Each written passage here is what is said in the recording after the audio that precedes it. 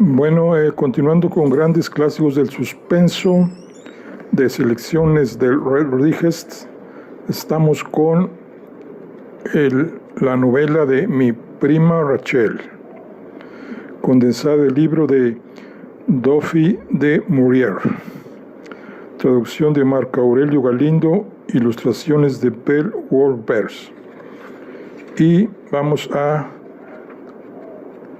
iniciar con el capítulo número 3.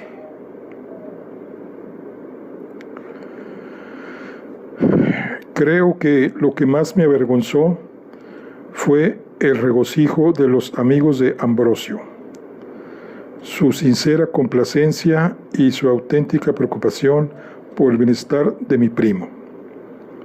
Llovieron sobre mí los parabienes como si fuese yo una especie de mensajero de Ambrosio, y ante todo aquello tuve que sonreír y dar a entender que desde un principio había comprendido que así iba a suceder. Nada mejor podía haber ocurrido. ¿Cuántas veces no oiría estas palabras y habría de hacerme eco de ellas? Mucho se especuló sobre el aspecto, edad y características de su esposa, a lo que yo decía: es viuda y comparte la afición de Ambrosio por los jardines. Cosa muy conveniente, asentían las cabezas, justo lo que Ambrosio necesitaba. Y venían luego las cuchufletas y se hacían bromas sobre el empedernido solterón sometido por fin al matrimonio. La venenosa señora Pascoe, consorte del pastor, machacó sobre el tema como si así vengara las injurias de Ambrosio contra el Sacro Estado. ¿Qué cambio no veremos ahora, señor Astley?, exclamaba en cuanto ocasión era posible. Se acabó en su casa eso de cada cual ande como quiera. Al fin se impondrá orden entre los criados, y me figuro que Secombe no estará muy contento. Bastante tiempo lleva ya de hacer las cosas a su manera. En esto decía verdad. Secombe era mi único aliado, aunque bien cuidado tenía yo de no tomar su partido y le atajaba siempre que necesitaba sondear mi parecer. Pero él seguía rondando mohíno por la casa y nunca dejaba escapar la oportunidad de hacer alguna desconsolada referencia al porvenir. Su murria me resultaba divertida, pero cuando otros, Luis, Kendall, entre ellos, predijeron lo mismo, sus palabras provocaron mi irritación. Gracias a Dios, tendréis fundas nuevas en la biblioteca, observó Luis alegremente. Con los años y el uso se han vuelto completamente grises, aunque estoy segura de que tú no lo habrás notado nunca. Y flores en la casa. ¡Qué prodigio! Por fin el salón lucirá como merece. Siempre me pareció una lástima que no se usara. Sin duda la señora Astley lo adornará con libros y cuadros traídos de su finca. Hablaba sin cesar, repasando toda una lista de mejoras que llevaba en la cabeza, hasta que me hizo perder la paciencia y contesté ásperamente: por Dios, Luis, no hables más del asunto, me tienes harto. Con esto Luis se interrumpió de súbito y me miró con perspicacia. ¿No estarás celoso por casualidad?, inquirió. No seas necia. Sé que estuvo feo llamar eso a Luise, pero nos conocíamos tan bien que yo la miraba como hermana menor mía y me inspiraba escaso respeto. Su padre, Nick Kendall, fue el que asestó el golpe decisivo ignorante desde luego de lo que hacía. ¿Te has trazado algún proyecto para el futuro, Philip?, me preguntó cierta noche en que había ido a cenar con ellos. ¿Algún proyecto, señor? No, respondí, inseguro del sentido de sus palabras. Todavía es pronto, claro, continuó él, pero me preguntaba si habrías pensado ya en echar un vistazo por las inmediaciones en busca de una finquita para ti. Yo tardaba en comprender a dónde quiere ir a parar y por qué voy a hacer tal cosa. Bueno, es que la situación ha cambiado un tanto, ¿no crees tú? Ambrosio y su mujer querrán estar juntos naturalmente, y si llegasen a tener familia, un hijo, tus condiciones no seguirían siendo las mismas, ¿no te parece? Estoy seguro de que Ambrosio no permitirá que salgas perdiendo en el cambio, y te comprará cualquier finca que se te antoje. Tenía yo demasiado oprimido el corazón para contestarle. Lo que me había hecho entender resultaba tan nuevo e inesperado que apenas sí podía yo pensar con claridad. Y poco después, deseoso de marcharme, presenté mis excusas. Celoso, sí. En cuanto a eso, Luise estaba en lo justo, con los celos de un niño que de pronto tiene que compartir con un extraño a la única persona que existe en su vida. Hasta entonces, al pensar en mi prima Rachel, me habría imaginado a una mujer parecida a la señora Pascoe, y peor aún que esta, de facciones bruscas y angulosas, la mirada de lince, que no dejaba pasar inadvertida una mota de polvo, y de una risa demasiado fuerte cuando había invitados a cenar. Total, que a uno le daba lástima de Ambrosio. Pero ahora mi prima adquiría otras proporciones, ya monstruosa, ya estirada y pálida, o bien enérgica y de edad madura, o bobalicona y más joven que Luis C. Mi prima Rachel tenía ya una docena de personalidades, y cada una de ellas más detestables aún que las anteriores. Me la imaginaba obligando a Ambrosio a arrodillarse para jugar al oso, montándose a los niños a la espalda, y Ambrosio consistiendo en ello con una gran humildad, desprovisto ya de toda dignidad.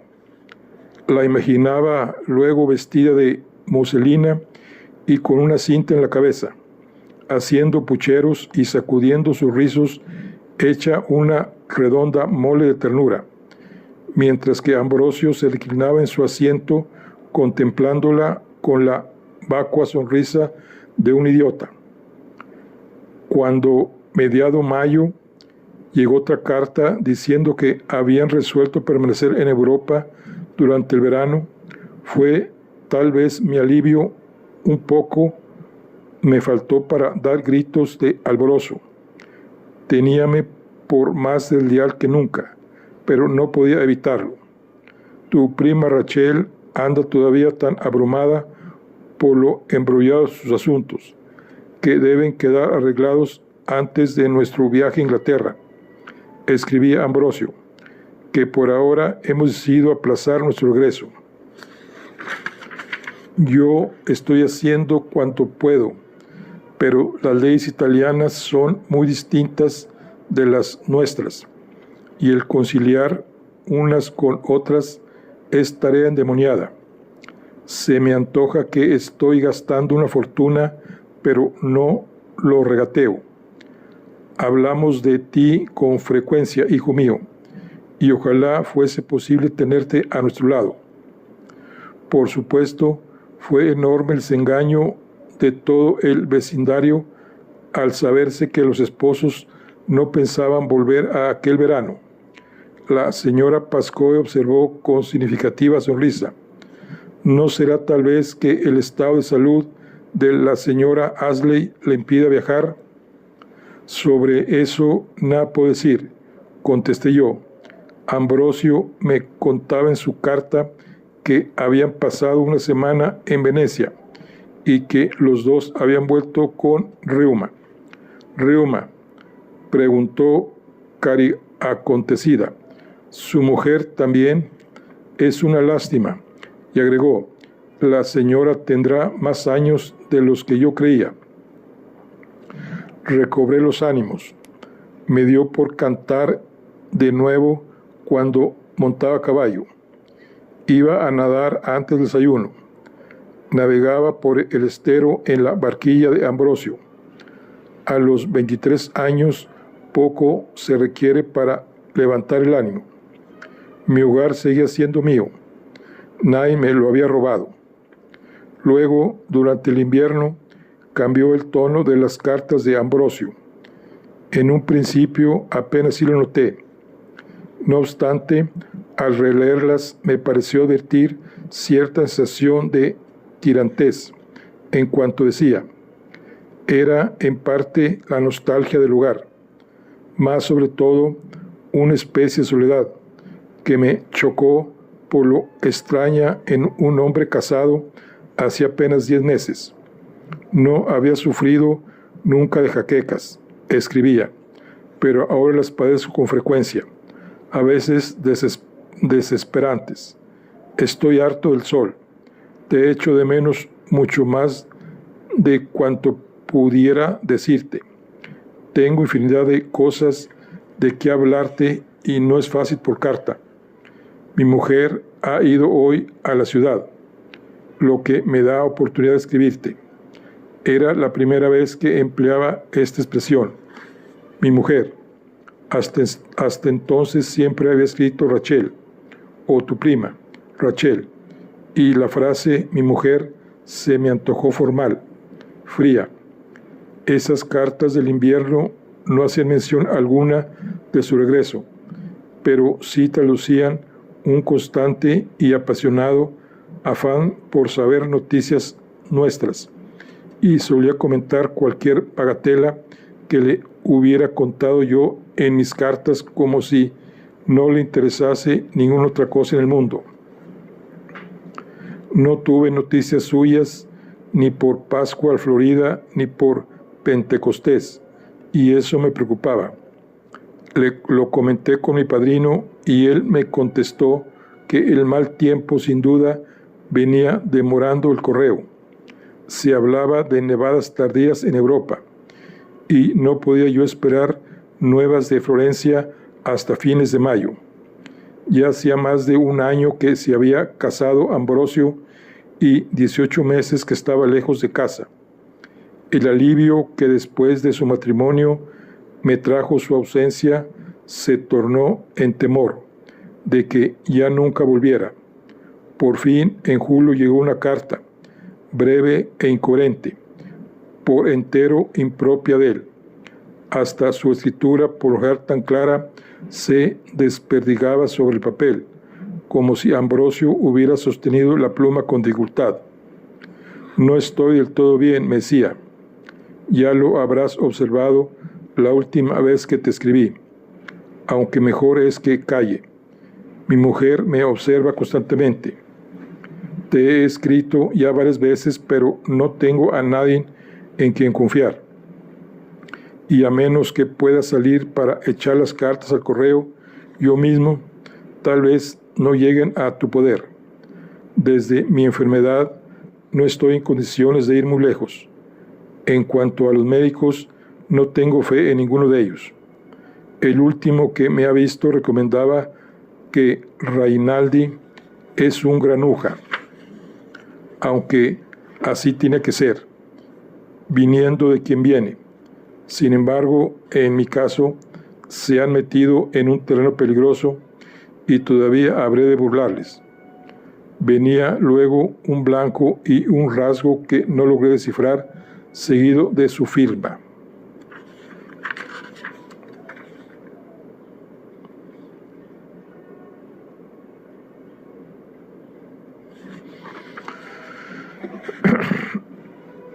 Ordené al palafrenero que enseñara mi caballo y fui a enseñar la carta a mi padrino.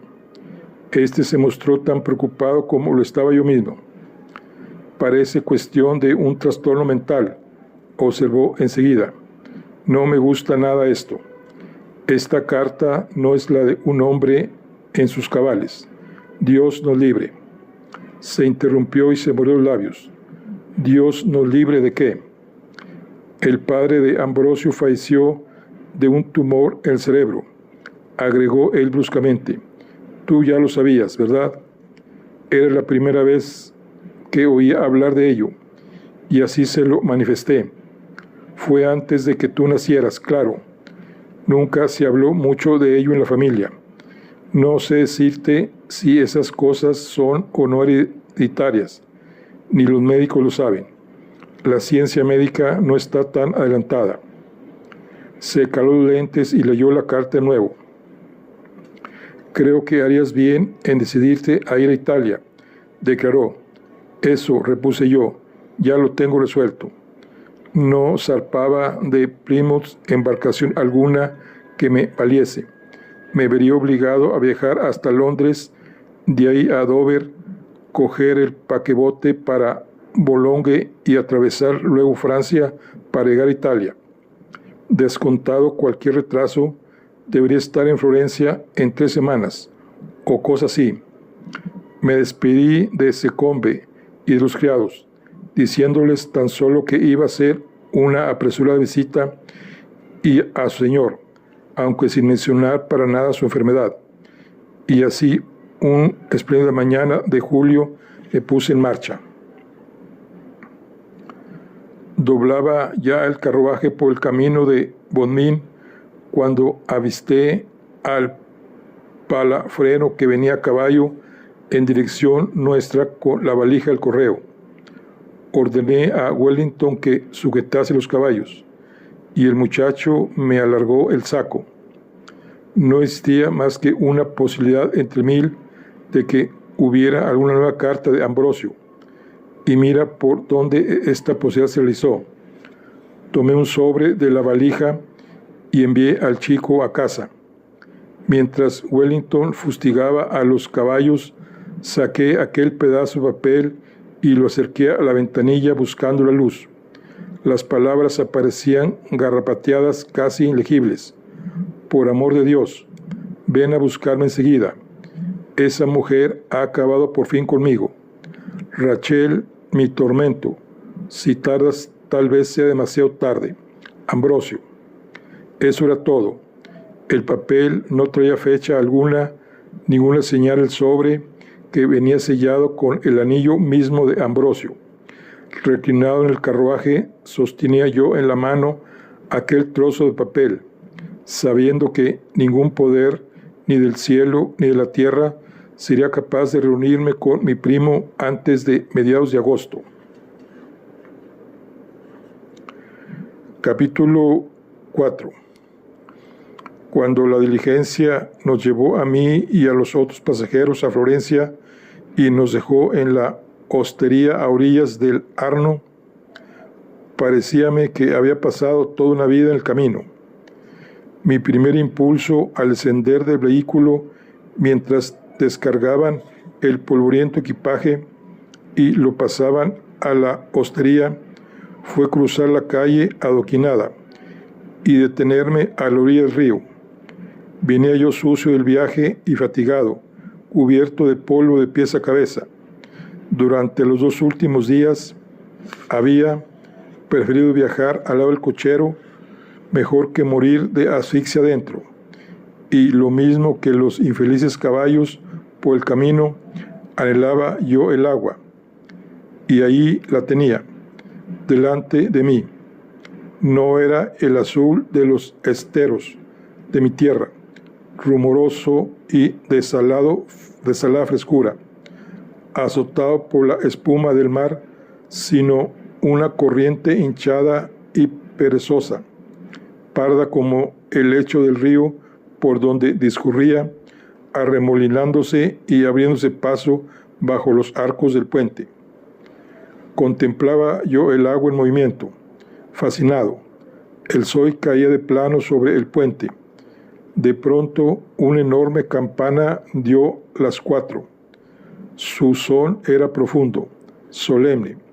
Otras campanas en otras tantas iglesias repitieron el toque, y el son mezclábase con el fragor del río al resbalar, oscuro y legamoso sobre las piedras.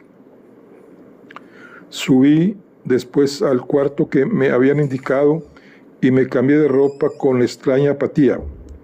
Ahora que había llegado al fin de mi viaje, cierta dejadez se adueñaba de mí, y el ser que emprendiera el camino con ardor y listo para la lucha ya no existía. Un extraño ocupaba su sitio, descorazonado y quebrantado. Hasta la realidad del roto pedazo de papel que llevaba en el bolsillo había perdido trascendencia.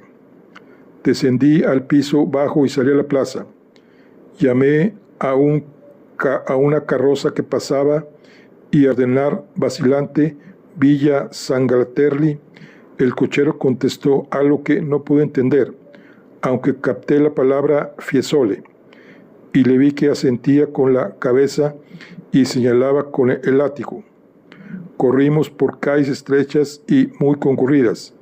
El hombre arreaba al caballo, las riendas tintineaban y la gente se apartaba cuando pasábamos. Remontamos un largo y sinuoso camino hacia las distantes colinas y dejamos atrás a Florencia. La hora era apacible, callada, y el sol vivo y ardoroso que había caído durante todo el día sobre la ciudad hizóse de pronto suave y acariciador. El cochero detuvo su carroza frente a la cerrada verja de un muro largo y elevado. Volvió sobre el pescante y me miró. La Villa Sangaterli, anunció. Indiqué al cochero que me esperase, y apeándome me llegué hasta la verja y tiré de la campana que de ella pendía. No se oía ruido alguno al otro lado, y llamé de nuevo.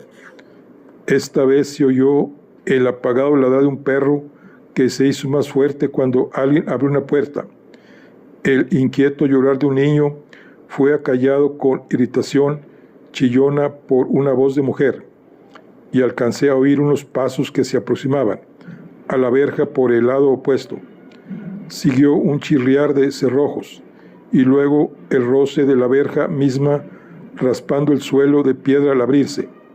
Apareció una aldeana mirándome con ojos escrutadores. ¿El signore Astley?, pregunté, adelantándome hacia ella. Frente a mí se extendía una larga avenida, y al fondo alcanzaba yo a ver la mansión misma cerrada y sin vida. La mujer hizo ademán de darme con la puerta de las narices, pero yo la abrí del todo y repetí mi pregunta. ¿El signore Astley? Esta vez la aldeana se sobresaltó, como si por primera vez reparase en mi semblante, y empezó a hablar rápidamente con una especie de agitación nerviosa, señalando hacia la casa con las manos. Luego se volvió con ligereza y llamó por encima del hombro hacia la vivienda del portero. Un hombre, era de presumir que su marido, apareció a la puerta con un chiquillo a la espalda. Parecía de mejor tipo que la mujer, más limpio, de ojos leales. Al mirarme asomó a su rostro una expresión de profunda zozobra y susurró unas palabras a su mujer, que se retiró con el niño hacia la entrada de la vivienda. «Yo hablo un poco de inglés, señor», me dijo. «¿En qué puedo servirle?» «Vengo a ver al señor Astley. ¿Está en casa?» Y la señora, su expresión de zozobra aumentó. Tragó saliva nerviosamente. «¿Es usted el hijo del señor Astley, señore?» «No», respondí con impaciencia. «Soy su primo». «¿Están en casa los señores?» Negó con la cabeza a su lado. «¿Viene usted de Inglaterra entonces, señore, y no se ha enterado de lo ocurrido?» Es algo muy lamentable. No sé qué decirle. El señor Adler falleció hace 3 semanas, de manera repentina. Muy lamentable. Tan pronto como lo enterraron, la condesa cerró la casa y se marchó. Ya va para 2 semanas que está ausente. No sabemos si piensa regresar. Sentí que mi semblante perdía el color. Permanecí inmóvil, aturdido. El hombre me observaba con aire de lástima y dijo algo a su mujer, que arrastró hacia ahí un taburete. «Siéntese usted, señore», agregó el portero. Lo lamento mucho». Negué con la cabeza. No acertaba a pronunciar palabras. No se me ocurría nada que decir.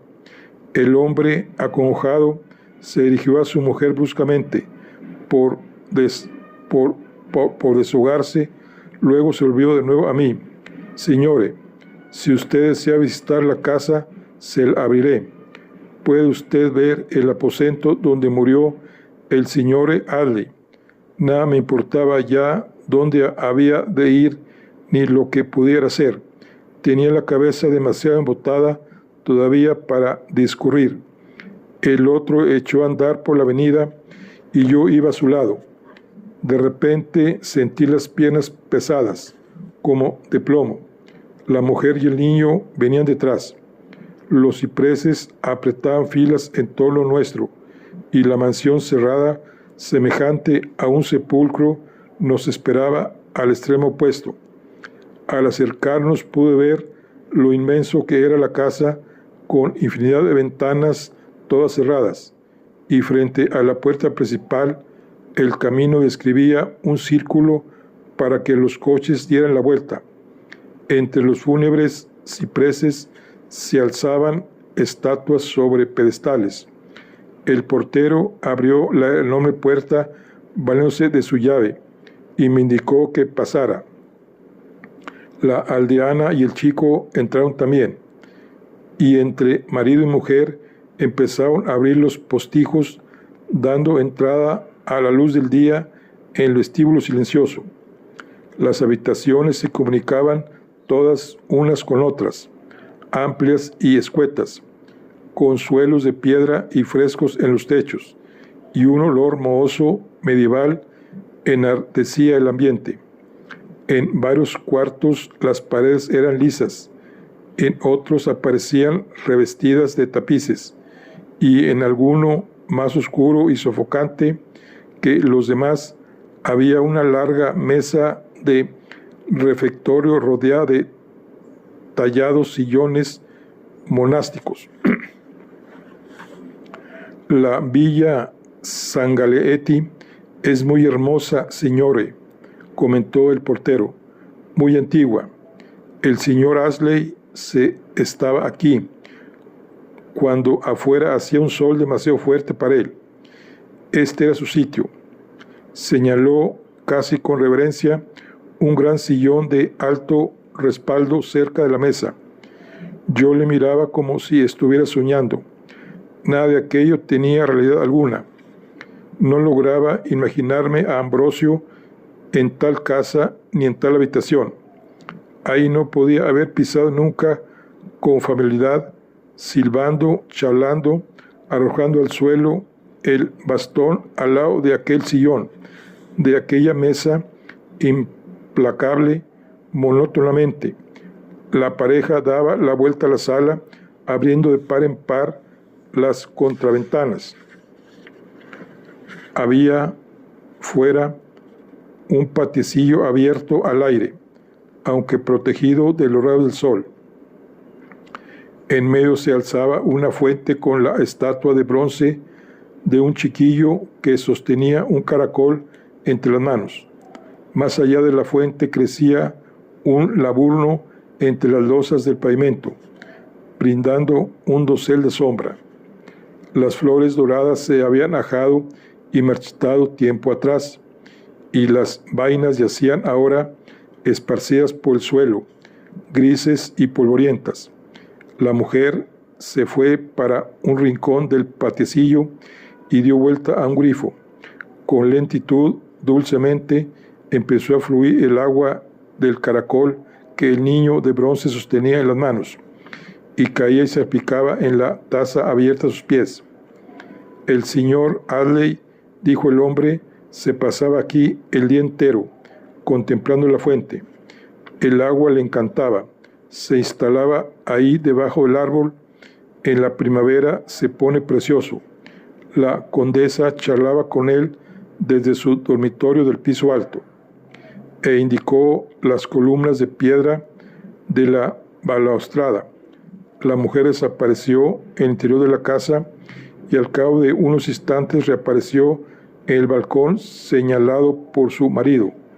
Tras abrir de par en par los postigos, el agua continuaba manando del caracol, sin correr jamás, sin precipitarse nunca, escurriendo en la pileta mansamente. El verano se lo pasaba aquí, prosiguió el portero. Aquí hacían sus comidas, escuchaban la fuente. Después de la cena, aquí tomaban su tisana. Día tras día, siempre lo mismo. Hizo una pausa y tocó la silla con la mano.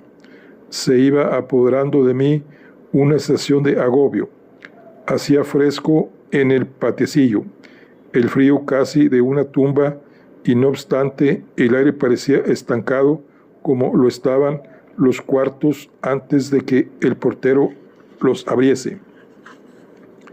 ¿Quiere usted ver la habitación en que murió el señor?, inquirió él quedamente. Presa de la misma sensación de irrealidad, subí tras él por la ancha escalinata hasta el piso superior. Atravesamos varias salas amuebladas con mayor parquedad que las habitaciones de la planta baja, y una de ellas, que daba al norte, a la avenida de cipreses, era sobria y escueta como la celda de un monje. Arrimado a la pared había un sencillo camastro de hierro. Al lado de la cama veíase una jarra, un aguamanil y un biombo. Unos tapices pendían sobre la chimenea, y de un nicho practicado en el muro alzábase la estatuilla de una Madonna arrodillada. Lancé una ojeada a la cama. Las mantas se hallaban plegadas cuidadosamente a los pies. 2 almohadas, despojadas de sus fundas y puestas una sobre otra, estaban en la cabecera. El fin llegó de repente, como puede suponer usted, me dijo el portero en voz baja. El señor Adley se hallaba muy debilitado por la fiebre, pero la víspera todavía había bajado con 1000 trabajos a sentarse al lado de la pila. No, le dijo la condesa, vas a ponerte peor, tienes que descansar. Pero él era muy obstinado y no quiso hacer caso, y los médicos iban y venían sin parar. El señor Reinaldi también estaba aquí, hablando con él, tratando de persuadirle, pero el señor Adley nunca prestó atención. Gritaba, se violentaba, y luego, como un niño, guardaba silencio. Era una lástima ver en aquel estado a un hombre vigoroso. Y luego, de madrugada, la condesa vino a buscarme apresuradamente a mi cuarto, llamándome. Yo dormía en la casa, señore, y me dijo, se muere, Giuseppe, estoy segura, se muere. Y la seguía al dormitorio del señor Adley, y ahí estaba, tendido en la cama con los ojos cerrados, respirando todavía, aunque pesadamente, sumido en un falso sueño. Llamamos al médico, pero el señor Adley ya no volvió a despertar. Aquello era el coma, el sueño de la muerte.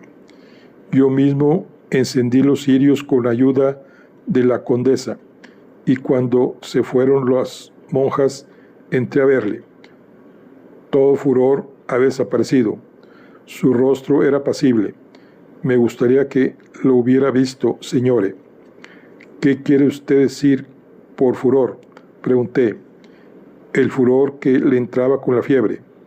2 o 3 veces tuve yo que sujetarle en la cama por la fuerza cuando le daban esos accesos, y con el furor le atacaban aquí la debilidad, y se llevó la mano al estómago. El dolor le hacía sufrir mucho, y cuando los dolores desaparecían, se quedaba agotado, molesto y delirando. Le digo, señores, que era triste ver a un hombre tan fuerte hecho un inválido. Me alejé de la desguarnecida habitación y oí que el portero cerraba la puerta. ¿Por qué no intentaban hacer algo?, inquirí. ¿No podían los médicos aliviar sus dolores? La señora Adley le dejó morir así.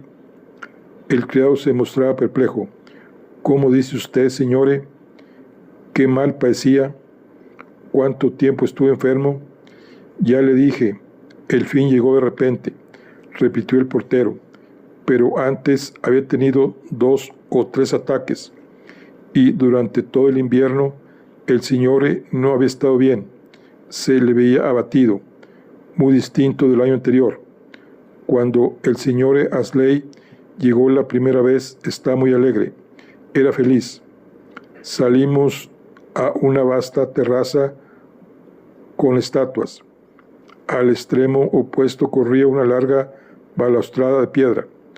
Cruzamos la terraza y nos paramos a contemplar un jardín del piso bajo, pulcro y ordenado, del que subía un aroma de rosas y de estivales jazmines. A lo lejos veíase una segunda fuente y otra más, y anchos peldaños de piedra que conducían a cada uno de los jardines, escalonados en terrazas, hasta que al fondo surgía el mismo muro alto orlado de cipreses que circundaba la finca. Nos volvimos hacia poniente, por donde el sol declinaba, enviando sus rayos oblicuos sobre la terraza y los enmohecidos jardines, hasta las propias estatuas alzábanse como suspendidas en aquella luz rosa, y se dijera que una extraña serenidad, hasta entonces inexistente, había descendido sobre el lugar. Yo creo, dijo despacio el portero, que la condesa no volverá. Para ella es muy triste. Demasiados recuerdos. El señor Reinaldi nos dijo que la mansión la van a alquilar, o tal vez a vender. Sus palabras me trajeron bruscamente a la realidad. ¿Quién es el señor Reinaldi? El señor Reinaldi es el que arregla todos los asuntos de la condesa, cuestiones de negocios, problemas de dinero, muchas cosas. Necesito ver al señor Reinaldi. Le daré a usted su dirección. El señor Reinaldi habla muy bien el inglés. Regresamos a la casa y mientras atravesaba yo las habitaciones camino del vestíbulo, las contraventanas se iban cerrando a mi espalda una por una. Me registré los bolsillos en busca de algunas monedas.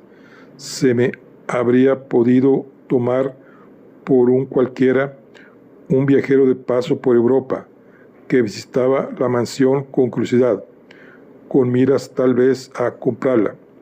Diríase que no era yo, que no veía yo por primera y última vez el lugar en que Ambrosio había vivido, en que había muerto.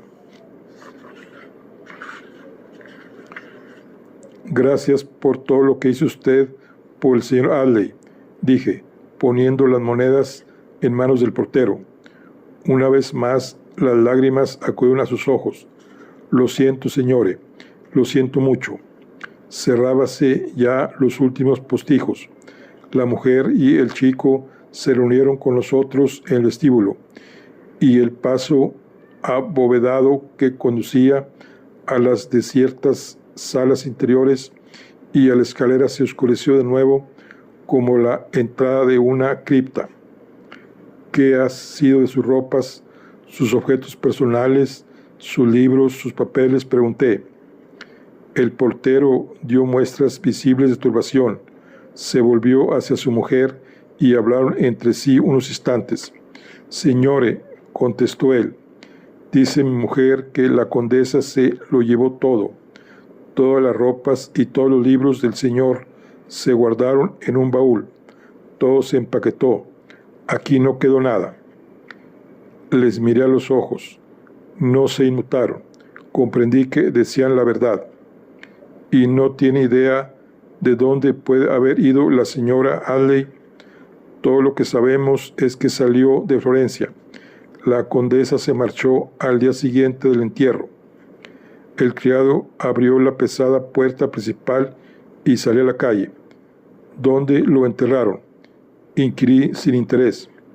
«En Florencia, señore, en el nuevo cementerio protestante. Hay muchos ingleses enterrados ahí. El señor Audley no está solo». Diríase que el portero deseaba tranquilizarme asegurándome que Ambrosio tenía compañía y que en las tinieblas de la tumba le brindarían consuelo sus propios compatriotas. Por primera vez me sentí capaz de mirar a los ojos a aquel hombre. Le volví la espalda y en un instante oí a la mujer hacer una exclamación y decir algo a su marido. Antes de que éste acabara de cerrar la puerta, ya la mujer había corrido de nuevo hasta la casa y abierto un arcón de encima arrimado a la pared. Volvió a poco con un objeto en la mano que entregó a su marido y que él me dio a su vez. El afligido semblante del criado se despejó en un gesto de alivio. La condesa olvidó una cosa. «Lléveselo usted, señore. Es para usted y nadie más». Era el sombrero de Ambrosio, de copa baja y ala ancha. El sombrero que en casa solía llevar para protegerse del sol. A nadie más le habría servido por ser demasiado grande. Sentía yo fijas en mí las inquietas miradas de marido y mujer, a la espera de que dijese algo mientras daba yo vueltas y más vueltas al sombrero que tenía en las manos.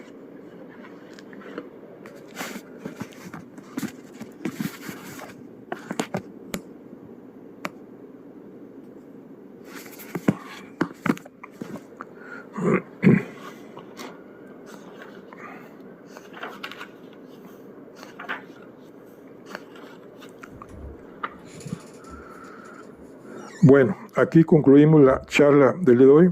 Terminamos el capítulo 3 y 4. Estamos con el libro de Mi prima Rachel. Nos vemos en la siguiente. Hasta luego.